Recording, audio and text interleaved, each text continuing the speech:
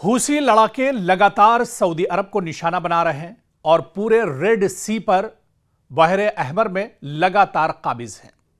सबसे बड़ा सवाल दरअसल यह उठता है, आज इसे हम समझने की कोशिश करेंगे कि हूसी बमुकाबला सऊदी अरब आखिर यह जंग थम क्यों नहीं रही है, यह कशीदगी आखिर कम क्यों नहीं हो रही है, हूसी लगातार सऊदी अरब को निशाना क्यों बना रहे हैं, या इसके बाद अब जो मक्का पैक्ट हुआ है, मक्का दिफाई मुआहदे के बाद क्या कुछ सूरत हाल बदलेगी या इस मुआहदे के असरात क्या कुछ होंगे, इसी को दरअसल हम तफसील में समझेंगे।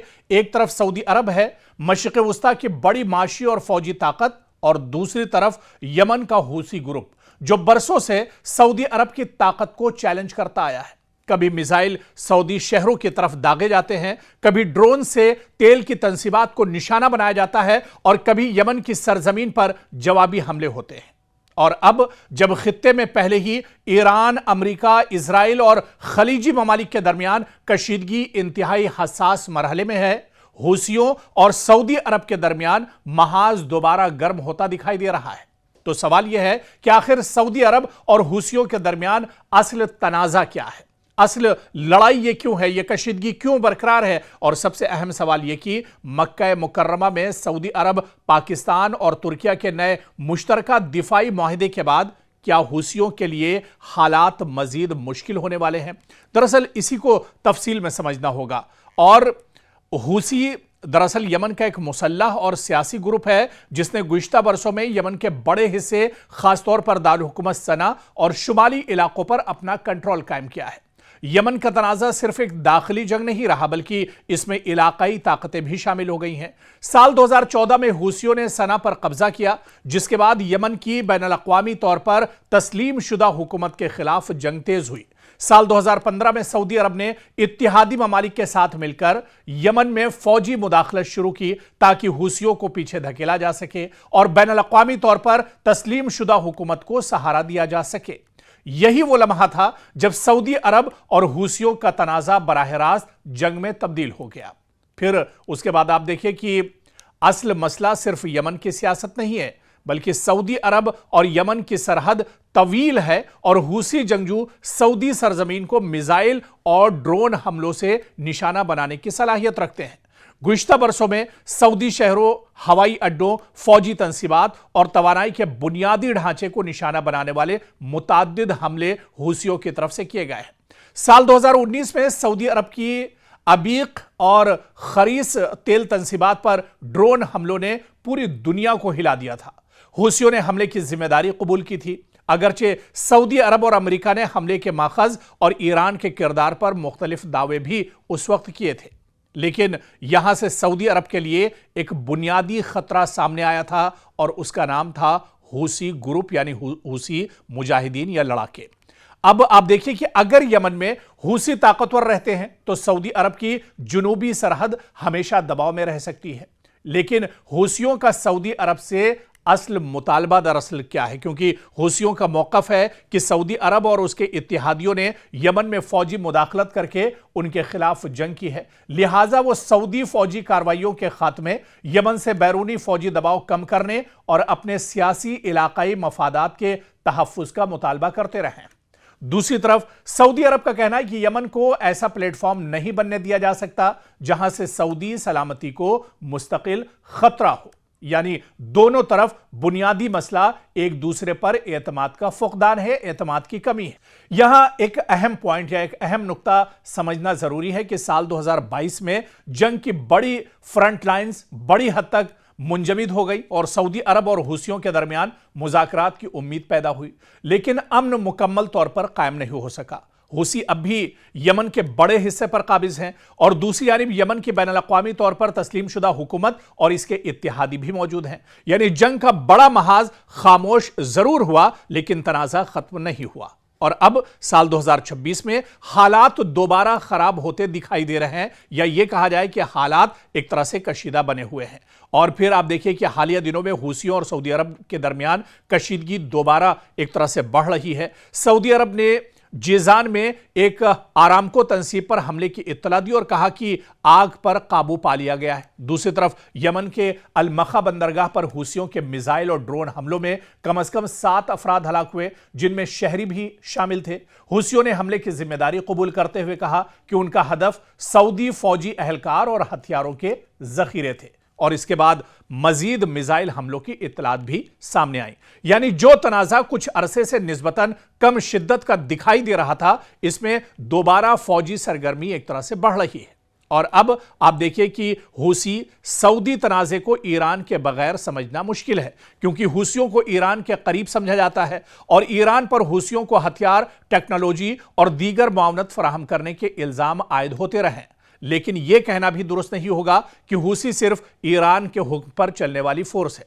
हूसियों के अपने सियासी, इलाकाई और यमनी मफादात हैं। ताहम सऊदी अरब के लिए यह मसला है कि अगर ईरान के साथ उसकी कशीदगी बढ़ती है तो यमन का महाज भी दोबारा एक बड़े इलाकाई तनाजे का हिस्सा बन सकता है, खासतौर पर ऐसे वक्त में जब पूरा मशरिक़ वुस्ता पहले ही शदीद कशीदगी का शिकार है। और अब सबसे अहम सवाल कि मक्का दिफाई मुआहिदे का क्या बदल सकता है या इससे सूरत हाल बदल सकती है, क्योंकि 7 अगस्त को मक्का मुकर्रमा में सऊदी अरब, पाकिस्तान और तुर्किया ने मुश्तरका दिफाई मुआहिदे पर दस्तखत किए। इस मुआहिदे की बुनियादी शिक के मुताबिक तीनों ममालिक में से किसी एक पर मुसल्लह हमला, तीनों पर हमला तस्वुर किया जाएगा, जबकि दिफाई ताउन, तरबियत, इंटेलिजेंस और फौजी ताउन को भी एक तरह से बढ़ाया जाएगा। यहां एक बात समझनी बहुत अहम है कि यह मुआहिदा बराह रास्त हूसियों के खिलाफ जंग का ऐलान नहीं है, ना ही इस मुआहिदे में हूसियों को बाकायदा दुश्मन करार दिया गया। लेकिन इसका मतलब यह जरूर है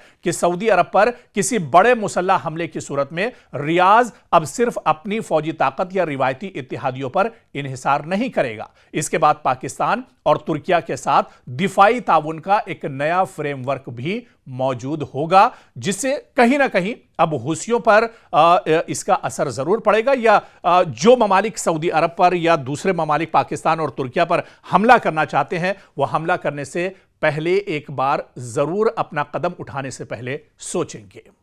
एक ऐसा जंगी तैयारा जो रडार की नजरों से बचकर दुश्मन के इलाके में दाखिल हो सकता है और इसके पास ऐसे मिसाइल हों जो सैकड़ों किलोमीटर दूर मौजूद दुश्मन के अहम तरीन तैयारों को निशाना बनाने की सलाहियत रखते हों। रूस अब भारत को सिर्फ एक स्टील्थ फाइटर फरोख्त करने की कोशिश नहीं कर रहा है, बल्कि एक ऐसा मुकम्मल जंगी पैकेज पेश करने की बात सामने आई है जिसमें तैयारी के साथ जदीद मिसाइल, टेक्नोलॉजी ट्रांसफर और भारत में पैदावार तक शामिल है। लेकिन दिलचस्प बात यह है कि भारत ने फिलहाल रूस की इस पेशकश को मुस्तरद कर दिया है।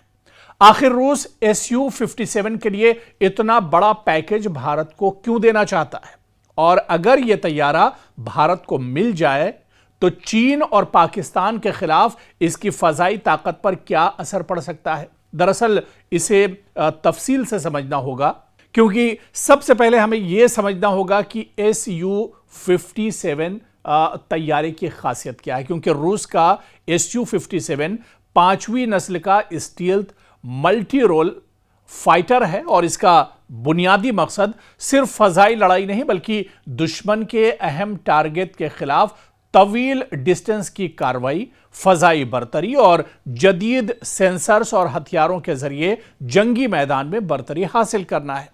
रूस की नई पेशकश में सबसे अहम चीज सिर्फ तैयारा नहीं है, बल्कि इसके साथ मिलने वाले हथियार भी हैं। रिपोर्ट के मुताबिक इस पैकेज में Kh-69 स्टील्थ क्रूज मिसाइल भी शामिल है, जिसकी रेंज तकरीबन 290 किलोमीटर बताई गई है। यह मिसाइल दुश्मन के अहम जमीनी अहदाफ और एयर डिफेंस सिस्टम्स के खिलाफ इस्तेमाल के लिए तैयार किया गया है। लेकिन असल तवज्जो RM-37 है।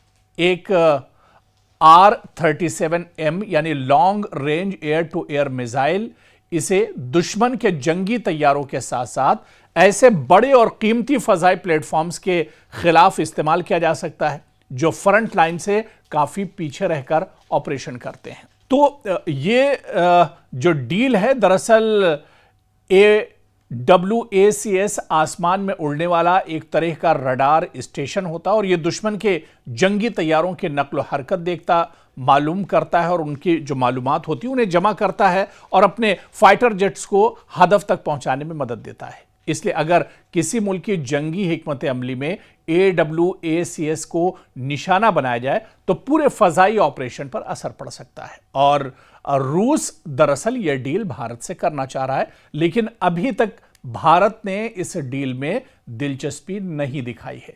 आखिर इसकी वजह क्या कुछ है, या भारत रूस के साथ आखिर यह डील क्यों नहीं करना चाह रहा है? क्योंकि रूस एक एटमी हथियारों का जो जंगी तैयारे हैं उनका एक पूरा पैकेज भारत को देना चाहता है और इसकी वजह से भारत की फजाइया जो है वो भी काफ़ी मजबूत हो जाएगी और भारत की फौज को, यहाँ की आर्मी को एक बड़ा सपोर्ट, एक बड़ा इंफ्रास्ट्रक्चर भी इस पैकेज से मिल सकता है। लेकिन भारत आखिर इस पेशरफ्त को ठुकरा क्यों रहा है या इस पर एक तरह से राजी क्यों नहीं हो रहा है, ये दरअसल बहुत अहम बात है।